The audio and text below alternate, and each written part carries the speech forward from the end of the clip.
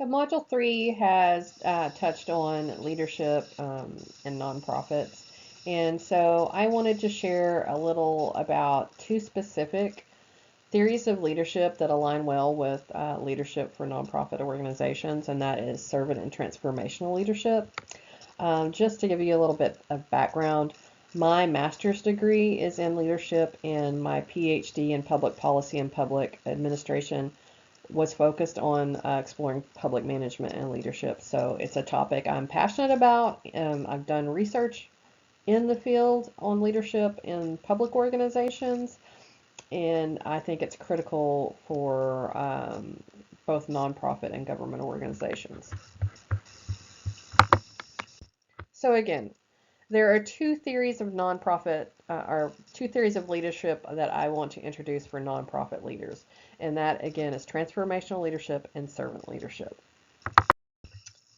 So I wanted to give you just a quick definition of transformational leadership.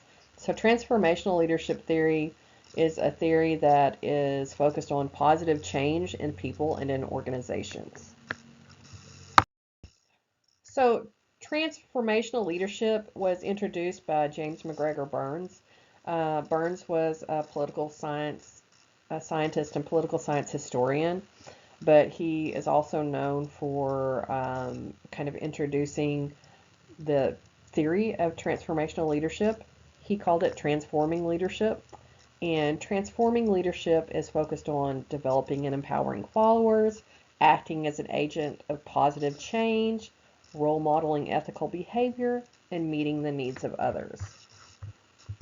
So consider how transforming leadership might align well for a nonprofit and for a nonprofit leader or manager. So Bass and Riggio kind of took Burns' transforming leadership and they expanded it to so it was more of a comprehensive framework for leadership, and they called their version the full range of leadership model.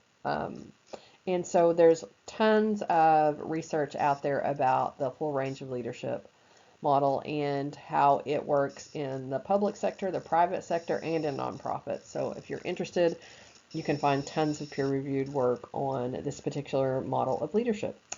There are four main components of this particular theory of leadership, and that's idolized influence. And this is when the leader leads by example. They have established a very compelling vision for their followers, and they're often very much focused on values. And then there's intellectual stimulation, and that is where the leader kind of empowers the follower to be this active part of problem solving and decision making in the organization. And then there's individualized consideration, and this is when the leader shows concerns for the follower and recognizes and understands the follower's needs.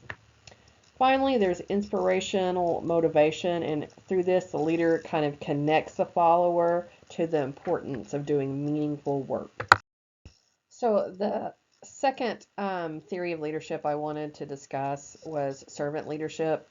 And so servant leadership is a theory of leadership that's really focused on serving people first, and through that, improving organizations. So consider how this focus on service would be well aligned with nonprofit organizations.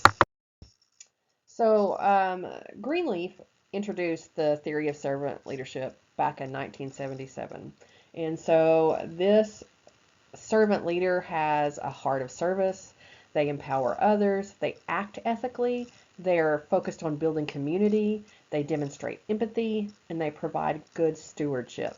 So consider how servant leadership and transformational leadership might really well align with the needs of a nonprofit organization, and how a nonprofit leader could use these types of leadership behaviors to effectively lead, manage, and govern a nonprofit organization. So as you're completing the work this week, consider these two theories of leadership and how a nonprofit manager might be able to use these types of behaviors to be effective. And I also want to take just a minute to point out that no one approach to leadership is going to be effective, because leadership at its core is about influence, and how you can be effective in influencing followers is often dependent on the context, the situation that you find yourself in as a leader, and the needs and the experience of your followers can impact that as well. So keep that in mind as you're exploring these concepts this week. And the final thing I have is just, I've included the references for some of the core books on transformational and servant leadership. Reach out if you have any questions. Thanks.